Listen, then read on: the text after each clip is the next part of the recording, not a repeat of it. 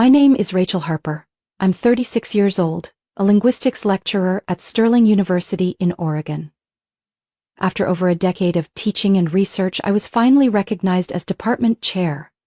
My work on intercultural communication patterns was starting to be mentioned at academic conferences. Professionally, I was at my peak, and in my personal life, at least back then, I still believed I was lucky. My husband, Nathan, is the chief accountant at a financial consulting firm in Portland. We had been married for 8 years, no children despite nearly 3 years of trying, 6 failed IUI cycles, 2 rounds of IVF, 1 chemical pregnancy, then gone. The only miscarriage happened nearly a year ago, right after I returned from a 3-day conference in Seattle. I came home late, felt a dull pain in my abdomen, then woke up in the middle of the night with blood soaking through the bed sheets. Nathan was on a business trip. The only person who came to me was my sister, Tessa. She sat beside me in the emergency room, held my hand in silence, and when the doctor said the pregnancy couldn't be saved, Tessa simply sighed and said, "Maybe you're just not meant to be a mom, Rachel." At the time, I thought she was trying to comfort me. But looking back, that sentence felt like a thorn I swallowed and carried in my chest for months. Tessa is 4 years younger than me. We weren't close growing up. She was the rebellious type, always changing jobs, complicated relationships. But lately, Tessa had been coming around more often. She'd bring muffins, ask how things were going between me and Nathan, even blurt out things like, "Do you really think your husband's okay with not having kids?" I brushed it off. Deep down, I wasn't ready to go there. Because thinking too hard would mean seeing things I wasn't ready to face. Nathan had been coming home late more often. He said it was year-end audit projects. Sometimes I'd call around 9 p.m. and he wouldn't answer, then text back 2 hours later saying he was meeting with East Coast clients. I always believed him. That was my biggest flaw. But sometimes I noticed things. During our rare family dinners, when I set my phone down to pour more wine, I'd catch Nathan and Tessa glancing at a phone and smiling, like someone had sent them a private message I wasn't supposed to see. I told myself I was being paranoid, that it was a coincidence, that my husband wasn't that kind of man, and that my sister, despite all her messes, would never do something unforgivable. I buried myself in work, conferences, graduate seminars, research deadlines. During the day I was too busy to remember if I'd eaten lunch, and at night I was too exhausted to stay awake while tracking ovulation. One night in early November, I suggested to Nathan that we try another round of IVF. He just sat silently, eyes fixed on his laptop, and said, "Rachel, we've already tried so many times, maybe not everyone's meant to be a parent." That wasn't the voice of a man who used to hold me through the night when the pregnancy test showed one line. That was the voice of someone who had already let go. And wouldn't say, why. I didn't realize it then, but the truth was already right in front of me. I just chose to look away. Because sometimes, facing the truth means shattering the world you've built. You never really know a storm is coming until your front door blows open in a field of white snow. The snow had started falling heavily early that morning. It was Wednesday, the 3rd week of January. Sterling University announced all classes were canceled due to a sudden snowstorm. I gathered my unfinished documents, shut down my laptop, and left work earlier than usual.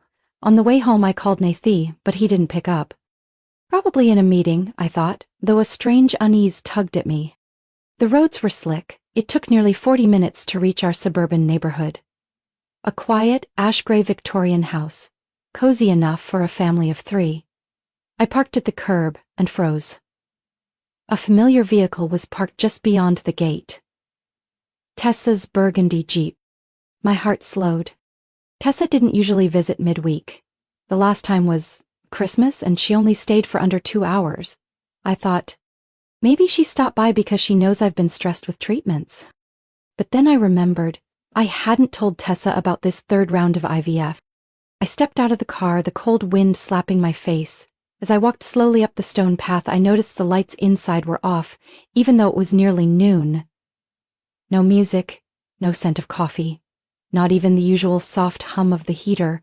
Just a strange stillness, so cold it made my skin crawl.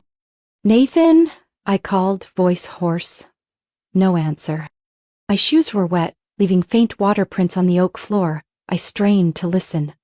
Silence. But then, a faint sound from upstairs. A short laugh. Female. And so familiar it stole the air from my lungs. Tessa's laugh. I froze for a few seconds before walking up the stairs. Each step felt like a blade pressing into my chest.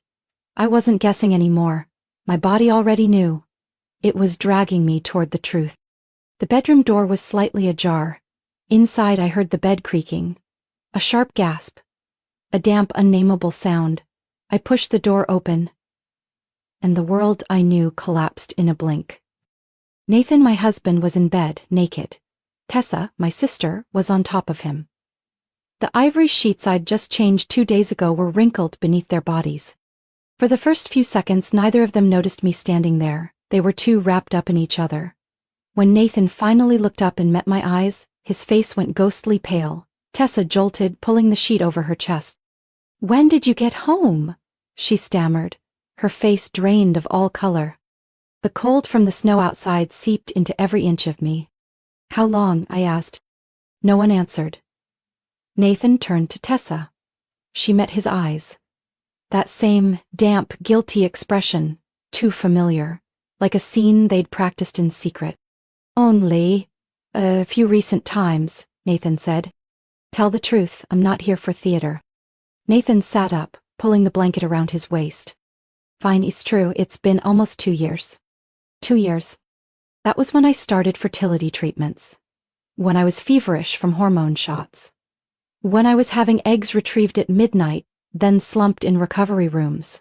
And they were sleeping together in the bed where I once cried after losing a baby." I turned away. Tessa called after me. "Rachel, wait, just let me explain." I walked down the stairs without answering. At the door, I put on my coat and grabbed my keys. It was still snowing. I drove off, not knowing where I was going.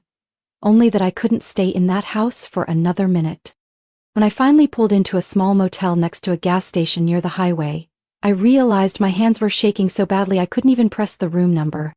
I checked in, walked into the room, closed the door, and collapsed onto the edge of the bed like a hollow shell.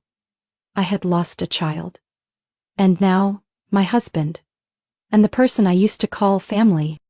The price of trust. Maybe is yourself. And in that cold darkness, I swore they wouldn't be allowed to keep a single piece of me. I woke up in the cheap motel room to the blurry gray light of snow reflecting through thick curtains. My whole body ached, like I'd been hit by a train. But what made me tremble wasn't the cold. It was the truth. Raw, irreversible. Nathan and Tessa, the two people I trusted most. 2 years of betrayal, of performing right under my nose. Not only did they steal my marriage, they stole my grief. Turned it into an opportunity to be intimate over a wound that hadn't healed. That afternoon, I sent Nathan a short message. "I need time, stay at the house." He replied almost instantly. "I'm sorry. I'm truly sorry. I don't know what I was thinking. You're everything to me, Rachel. Please, don't leave me. Let's talk. I'm begging you." I turned off notifications, didn't reply. A few hours later, Tessa started texting too. "I'm awful. You have every right to think that. But I never meant to hurt you. I was lost. Everything started spiraling when I saw how broken you were after the miscarriage. I just wanted him to listen." How ironic. While I quietly endured hormone shots, pregnancy tests, and needles, they were listening to each other, with their bodies. 3 days later, I met with Miranda, a former friend who used to practice family law and now ran her own firm in Salem. We met at a small cafe few people knew about a 40-minute drive from campus. "I need to protect my assets, not just from Nathan but from anything he and Tessa might cook up," I said, setting my cappuccino on the table. Miranda stared at me without blinking. "Oregon is an equitable distribution state, not a 50-50 one. If there's evidence of infidelity or financial deceit, you'll have the advantage. I have it. Photos, texts, a voice recording. But I'm not planning to use them yet." "Good. Then we'll start by separating accounts, valuing property, verifying investments, and reviewing all jointly owned assets." I opened my notebook. For the past 3 days, I'd been compiling every asset. A 2-story house in West Lynn? Bought 6 years ago, currently appreciating in value. Nathan's retirement investment fund over $270,000. Joint savings account nearly $90,000. A small condo in Bend, purchased before the marriage but renovated using funds from our joint account. And several art pieces we collected during our travels, including 2 paintings, appraised at over $20,000 each. I never imagined I'd have to examine every penny this closely. But when trust is crushed, you learn how to prepare your exit. After our meeting, Miranda referred me to a financial expert named Gwen, someone who specialized in complex divorce cases. You need to open personal accounts at different banks. Not online, no connection to any current accounts. 1 week later, I had opened 3 accounts. 1 at a local bank, 2 at digital banks headquartered out of state. While Nathan still believed I was taking time to heal, I was moving pieces of our financial life quietly out of his reach. In the evenings, I went home to pack what I needed. Documents, copies of property records, my personal laptop, hard drives with work data. I didn't sleep there. I left a note on the kitchen counter. I'll be staying at the hotel a few more days. I need space to breathe. One Monday afternoon, while sitting in a cafe near the university library, I opened my email out of habit. Official offer, visiting professor position at the University of Cambridge. I clicked. It was real. A 3-year appointment from the Department of Linguistics at Cambridge. I had applied over 6 months ago on a whim. Back then, I'd hesitated because of the fertility treatments and because moving to the UK didn't seem feasible. But now, everything had changed. I read every line carefully. The offer included a housing stipend, accommodations in faculty residences, relocation and settlement support, independent research opportunities, and most importantly, a legitimate, respectable reason to leave everything behind. I didn't respond immediately. I closed my laptop and stepped outside. The cold wind snuck under my collar, but I didn't zip up my coat. I needed to feel that cold, to remind myself I was still alive, and that a door had just opened. That night, I returned to the old house for the first time in over 10 days. Nathan had tidied up the living room and placed a few wedding photos back on the shelf, trying to create a welcoming atmosphere. He came out of the kitchen when he heard the door open. "Rachel, you're back." "Just stopping by to grab some books," I replied, not looking him in the eye. Nathan trailed behind me up to the study. As I opened a drawer to find a printed lecture, he paused behind me. "I've called a therapist. I'm starting sessions next week." I nodded. "Good for you." "Rachel, I know I have no right to ask for anything, but I still love you. I want to fix this. If there's any chance..." I turned around and looked directly at the man I once planned to have children with. "Cambridge made an offer. 3 years. I wasn't expecting it, but it's real." "Cambridge? In England?" "It's my art." "So, what does that mean? You're leaving?" I exhaled slowly. "I'm thinking about it, but I also think, if we're ever going to start over, maybe a new environment is what we need. Far from everything. Far from Tessa. Far from the past." Nathan looked at me, clearly trying to calculate my pace. "You mean both of us?" "Cambridge provides housing for faculty. You could apply for remote work or find something new. I haven't made any final decisions. But if you're truly serious about rebuilding, then maybe this is the chance." I saw his expression shift. First anxiety, then hope, then calculation. He realized that going with me might salvage something from this marriage, at least financially, reputationally, publicly. I need a few days to think, but it sounds right. A fresh start. Somewhere new. Nothing's certain yet. But think about it. 3 days later, Nathan texted me. "I talked to my boss. I can cash out my shares in the firm if needed. I'm ready to go with you." In my mind, the pieces began to move. I followed up with Miranda, the attorney, Gwen, the financial planner, and even Ethan, an international tax consultant. I wanted to ensure every next step would be clean, legal, and airtight. A few days later, I formally accepted the Cambridge offer, requesting a fall semester start. giving me nearly 4 months to prepare. They responded enthusiastically, immediately sending relocation assistance and faculty housing brochures. I invited Nathan to review housing options and campus models with me. He seemed upbeat, so eager I had to suppress a smile. He really believed this was a new chapter for both of us. Less than 2 weeks after Nathan agreed to go to the UK with me, the wheels were in motion. I told him Cambridge required us to streamline bulky assets for smoother relocation. Really, so I could take control. I think we should sell the house now. Property prices in West Lynne are at their peak. If we wait until fall, they might drop. Nathan nodded. I'll call the realtor today. A few days later, the house was listed. The agent suggested a higher price than expected since the area was trending. We agreed. 2 weeks later, someone put down a deposit, $42,000 over the asking price. The money came in quickly, but it only landed in the joint account, the first thing I needed to gain control over. Quietly, I began transferring funds into my private accounts, no more than $9,500 at a time, to avoid triggering bank alerts. I used weekends and late-night hours when Nathan never checked the statements. I also advised Nathan, you should think about cashing out your shares at the firm. If we're moving to England, I doubt they'll keep you on remotely. I've been thinking about it. They just added a new partner, so I'll probably get a decent buyout.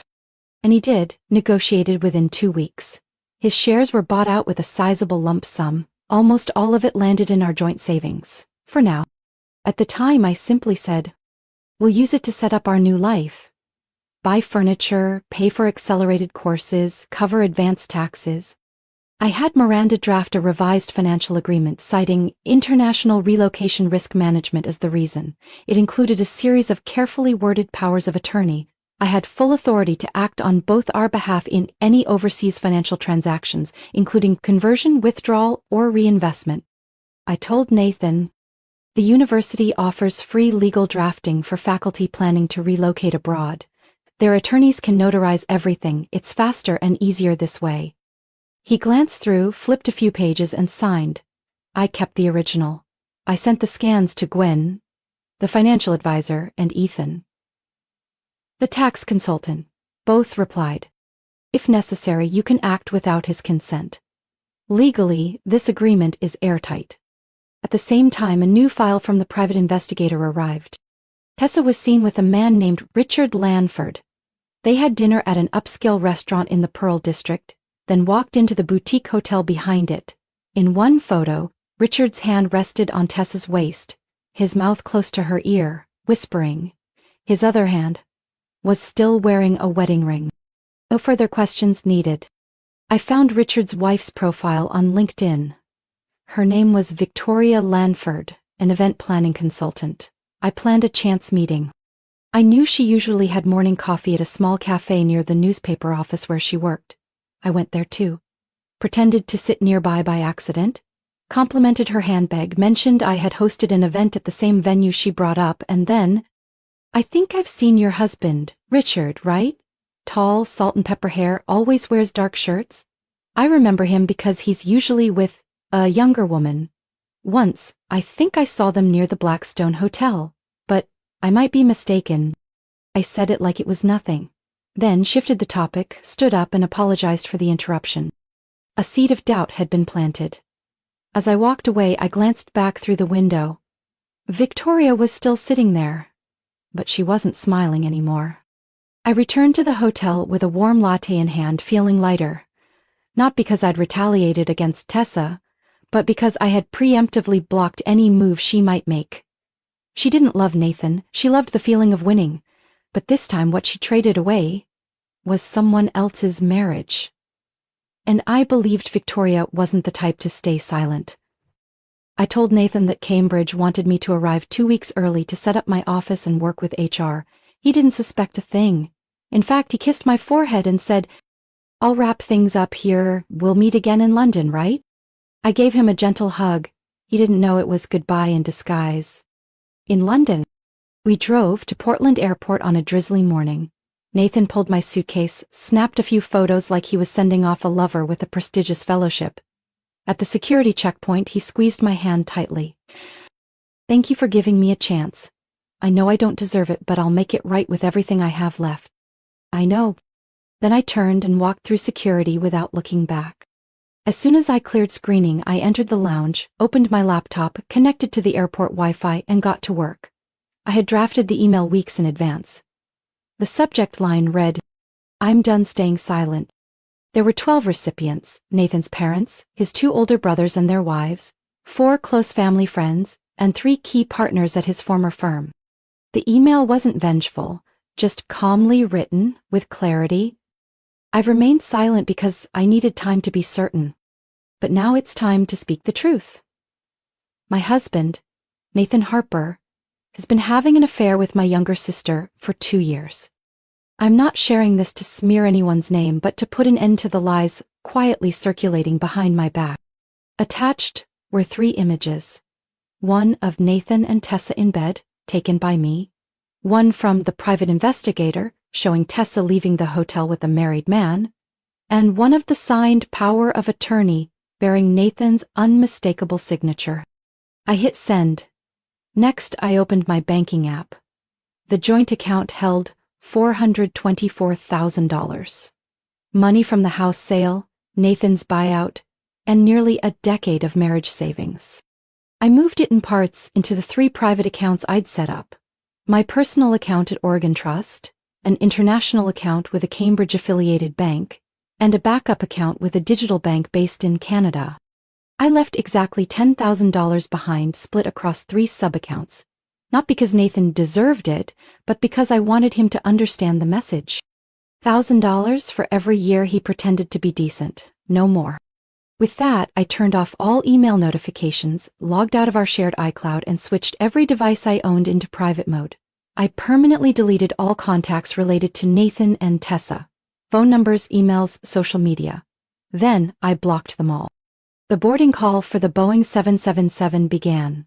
I stood, wheeled my suitcase forward, and felt something lift from my chest that had been pressing down for nearly a year. Hours later, I landed at Heathrow on a gray, rainy afternoon. A staff member from Cambridge picked me up and drove me to the faculty housing complex. A 2-bedroom flat, hardwood floors, bathed in natural light. I stepped inside, set down my luggage, and looked around the quiet, unfamiliar space. I made a simple dinner, opened the window, and let the breeze from the college lawn blow in. A group of students walked by, laughing in French-accented English. I smiled silently. I held a warm cup of tea, gazing out at the mist-covered courtyard. The last thing Nathan said to me was, "I'll start over, if you give me the chance." He didn't know. That chance was for him to destroy himself, by believing I still loved him. I let the world stay quiet for 3 days. My phone remained off, inbox untouched, home far and silent. I gave myself 3 days of complete silence. The morning church bells, the scent of old paper in the library, and the rustling leaves outside my window. On the 4th day, I powered it on. Over 60 missed calls. Most were from Nathan, then his mother, 2 of our close friends, and several unknown numbers, I assumed former colleagues. My inbox was flooded. The first message I read had only 3 words, sent from an address I didn't recognize. "I can't breathe. Sender, Tessa." Next came a long message from Nathan's mother. "Rachel, I don't know if you'll read this, but I want to say I'm sorry. I didn't see it. I thought you were exaggerating, until I saw the photos. I'm heartbroken. And I blame myself for ever telling you to forgive. Now I understand why you left. I hope you live well, though I know you don't need my wishes to do so." Finally, I opened Nathan's email. Subject line, "Please read this." I hadn't planned to read it, but curiosity won. "Rachel, I don't know where to begin. I know you don't believe a word I say, and you have every reason not to. I never imagined you would do that. Not because you didn't have the right, but because you did it so flawlessly. You took everything, assets, reputation, even the false peace I had been clinging to. You sent that email on the same day I was meeting with the board. 3 recipients saw it and forwarded it to HR. They didn't go public, but they quietly began reviewing all financial records tied to me. They flagged my equity withdrawal for potential ethical conflict. I was forced to repay part of it and step down from the executive committee. I moved into a tiny studio apartment in the suburbs, the same place you never liked, too noisy. Now it's the only place I can afford. I stayed with Tessa for a short while, but it fell apart quickly. You know what? She never loved me. She just hated that you had everything. I had known that all along. 2 weeks after I left the US, Tessa's scandal officially broke. A friend sent me an internal memo from the design firm where she worked. Richard Lanford had been suspended after his wife submitted evidence of his affair to the board. Tessa was also forced to take a leave pending ethical review. She moved in with Nathan because she had nowhere else to go. But a relationship born from betrayal can't withstand the weight of truth. They broke up after exactly 47 days of living together, according to a message from an old mutual friend, with the added note, "She smashed a vase and walked out in the middle of the night. He didn't stop her." When I thought it was finally over, one late evening I found a handwritten note in my mailbox. No envelope. Slipped under my apartment door. The handwriting tilted slightly. I recognized it instantly. Tessa, you won. You were always the better one, weren't you? But do you even know what you've become? Cold. Calculating. No different from who I used to be. I'm not asking for forgiveness. I just want you to know. I never envied you for having Nathan. I envied you for everything I could never reach. The admiration, the calm, and now, even justice. I hope you're happy. As for me, I'll have to find a way to survive. I folded the letter and placed it in a drawer. Not to keep it, just not ready to throw it away. Either way, it was the final punctuation. I moved into a small flat within the visiting faculty residence. White walls, wood floors, windows facing a rose garden still dormant under a thin mist. No one here knew I was the woman who left America after a family scandal, and I had no intention of telling them. I taught 2 undergraduate classes, joined a research group on multicultural linguistics, and spent Thursday evenings writing in the 3rd-floor reading room of Sydney Sussex Library. The book I was finishing was titled When Words Aren't Enough, The Breakdown of Intimate Communication. I didn't name anyone in the book, but every page held fragments of memories I had lived and survived. 3 months after settling in, I received an invitation to speak at a conference in Vienna. My talk caught unexpected attention in academic circles, leading to a string of offers from universities across Europe. I was no longer Nathan's wife, or Tessa's sister, or the infertile woman trying to hold together a fractured marriage. I was just a scholar from Oregon, now writing a book worth waiting for. And then, someone walked into my life. Not with fanfare, not by force. Just by being there. His name was Elliot Wells, a lecturer in modern American literature teaching 1 building over. We met during a departmental seminar, argued fiercely about Hemingway, then burst out laughing when we discovered we both hated The Old Man and the Sea. Elliot didn't ask about my past. I care about the person sitting in front of me, not the ghosts behind her. I told him everything on our 3rd date, the betrayal, the photos, even the final dollar I left Nathan. Elliot wasn't shocked. He didn't judge. You didn't get revenge, you survived. Those are 2 very different things. We didn't rush, evening walks along the River Cam, Winefield readings of Sylvia Plath in the kitchen, Sunday mornings lost in conversation about Mark Twain and the fractured American dream. Everything came slowly but deeply. The woman who once traded sleep for hormone injections no longer lived in me. The one who stayed silent out of fear of losing a man who didn't deserve her. That woman died in a Portland hotel room, on the first snowy night of the season. Now I knew what I wanted, and I wasn't afraid of being left behind. One late spring afternoon, after a faculty council meeting, I walked home along a cobblestone path flanked by tall elms. Light rain began to fall, beads sliding softly down my coat sleeve. I didn't use an umbrella. The air smelled of old books and blooming white flowers. Students passed by, laughing in English laced with accents from around the world. I paused in front of the college gate, quietly watching the warm yellow light spilling from inside. In real life, not everyone has the clarity or strength to respond to betrayal with intelligence and dignity like Rachel.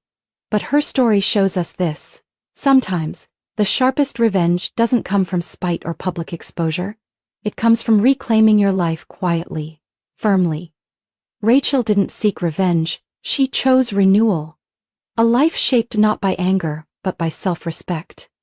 It wasn't an ending, it was the beginning of a woman who had taken herself back. What do you think about how Rachel faced betrayal and reclaimed her life? Share your thoughts in the comments below, and don't forget to follow the channel for more powerful emotional stories about family, marriage, and the choices we make.